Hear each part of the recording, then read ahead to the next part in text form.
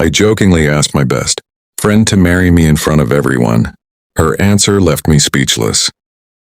The day I almost ruined the best friendship of my life started like every other Saturday in June, with a cooler full of cold drinks, a frisbee nobody actually wanted to throw, and about 20 of our closest friends sprawled across Riverside Park in Columbus, Ohio.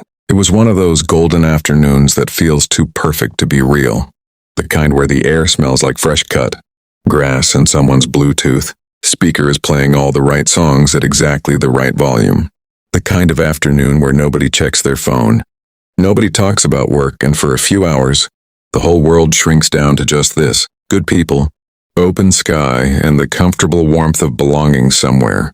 Emma was sitting across from me on the picnic blanket, laughing at something Jake had said, her sunglasses pushed up on top of her head, the way she always wore them when she forgot to actually use them.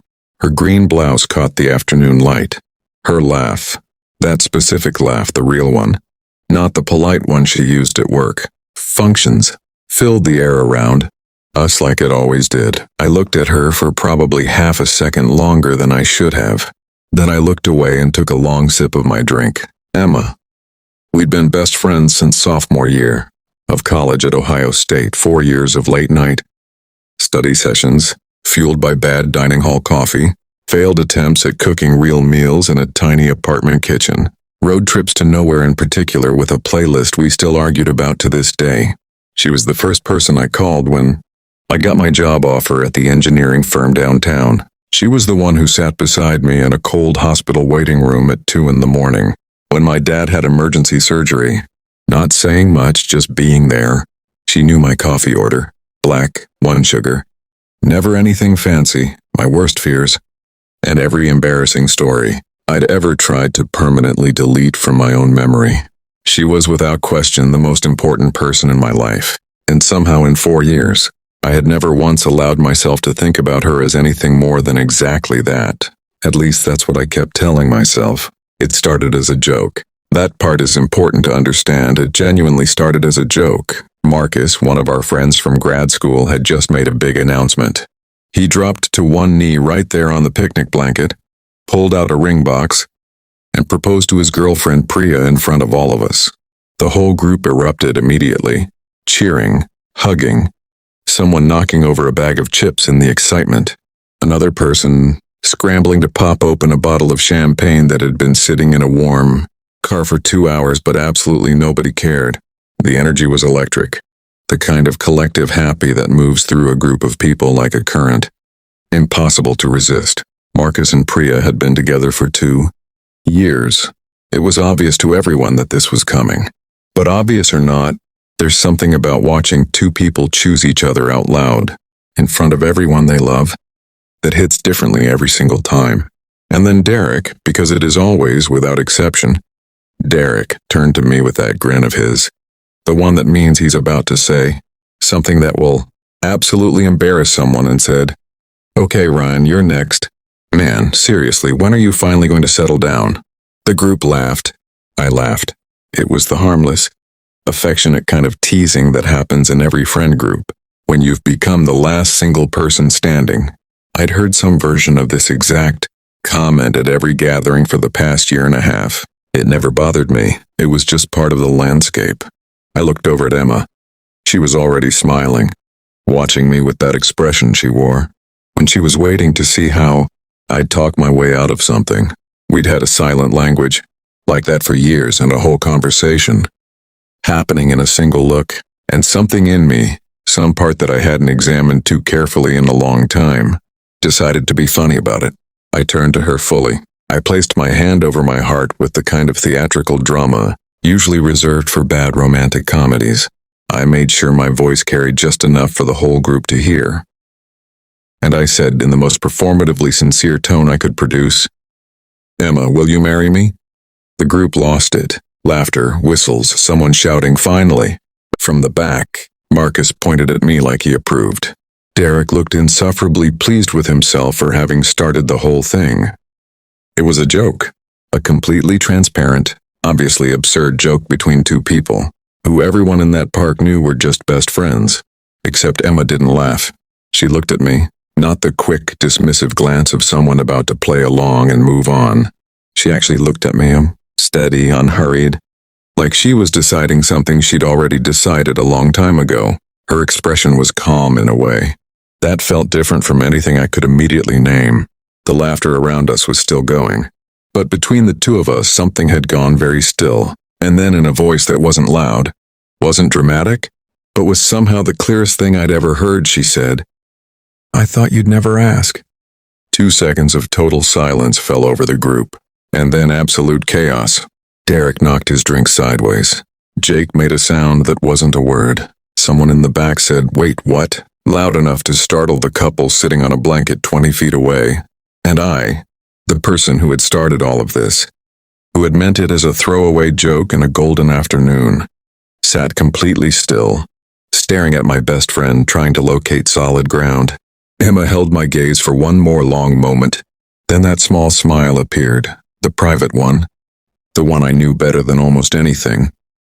And she looked away, reaching calmly for her drink like nothing remarkable had happened.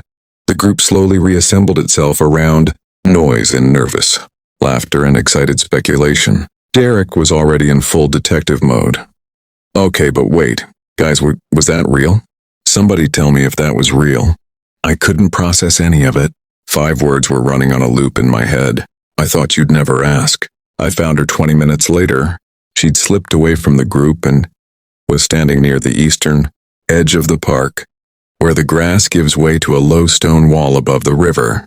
The light had shifted, softer now, leaning toward evening gold. She was watching the water. "Hey," I said, stepping up beside her. "Hey," she said back, not turning. We stood there for a moment, both watching the river move, the way you do when the thing you need to say is too large to just walk straight into. "So," I started. "That was funny," she offered. "I was going to say unexpected." She was quiet for a beat. Then she said, "Was it really, though?" I opened my mouth to say yes, obviously. Of course it was. We were best friends. That's all we'd ever been. That's what everything between us had always been. But the word didn't come, because the honest answer, and I was only just beginning to understand this, was no. It wasn't unexpected. Not if I stopped managing the thought before it finished forming. Not if I thought about the fact that I rearranged plans to spend time with her in a way I never did for anyone else. Not if I thought about how I described her to my mother once, without meaning to give anything away, and watched my mother smile at me like she understood something I clearly hadn't caught up to yet. Not if I thought about the way I'd looked at her just an hour ago for half a second too long. "Emma." "Ryan." She turned to face me then, and there was no performance in it, no careful framing. Just her, looking at me the way she always had, direct and honest and completely unafraid. "I've known you for 4 years. I know every version of you. The anxious version who stress cleans his apartment before big decisions. The overconfident version who shows up to things 5 minutes late because he convinced himself traffic would be fine. The version who orders the exact same meal every time we go somewhere new because the menu is overwhelming and you'd rather be comfortable than curious." A small smile. "And I've spent a long time watching you not quite let yourself get here." My throat felt tight. "Get where?" "To the obvious thing." She said it simply, like it was the most straightforward sentence in the world. "We're not just best friends, Ryan, we never were." That was just the version of this we were both comfortable naming. I don't know how long we stood there after that. Long enough for the sky to deepen from gold to something softer. Long enough for the sounds of the party behind us to blur into background music. Long enough for me to hold 4 years up to the light and see them arranged differently than I ever had before. Every late-night conversation that ran 3 hours longer than it was supposed to. Every moment I'd instinctively reached for my phone to tell her something the second it happened. Every time I'd noticed, and quickly unnoticed, that the way I felt around her was not the way I felt around anyone else. I'd been cataloging all of it as friendship. I'd been very deliberate about that.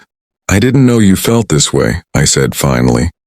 The words felt inadequate the moment they left my mouth. "Yes, you did," she said. Gently but honestly. "You just weren't ready to do anything with it." She wasn't wrong. That was the part that stayed with me. She wasn't even slightly wrong. And somehow, instead of making me defensive, it made me feel like something long held had finally been set down. So what do we do now? I asked. She looked at me with that expression she reserved for moments when she was about to say something both completely obvious and quietly enormous. We stop treating the friendship like it's the ceiling, she said, and we find out what's actually up there. That conversation happened 8 months ago. I won't tell you I handled everything perfectly from that moment forward. I didn't. I stumbled through the rest of that evening, said a few things out of order, drove home in a state somewhere between terrified and more alive than I'd felt in years. I lay awake until almost 3 in the morning just thinking, but here's what I can tell you. The next morning, Emma and I had coffee at the little place on 5th Street we'd been going to since junior year. We sat across from each other for 4 hours and talked the way you can only talk with someone who already knows you, without performance, without strategy, without any version of yourself you've constructed for public consumption. We were honest in the specific, careful way that only comes when real trust has already been built over years. We decided to take it slow, not out of uncertainty about each other, but because we both understood what we had was already worth protecting. We didn't want to rush past any of it, and slowly over weeks and months we found out what was up there. Emma is still my best friend. She still knows my coffee order, and the specific anxiety that hits me before important meetings and every story I'd rather forget. She still calls me out when I'm wrong, still makes me laugh harder than anyone else, still shows up, in the truest sense of those words, every single time it matters.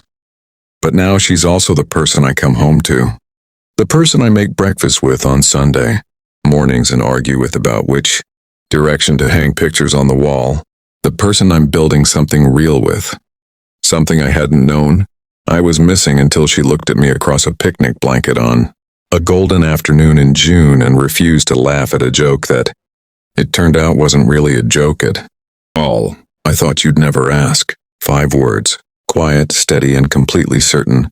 The best love stories I've come to understand don't always arrive with a grand gesture or a perfectly arranged moment.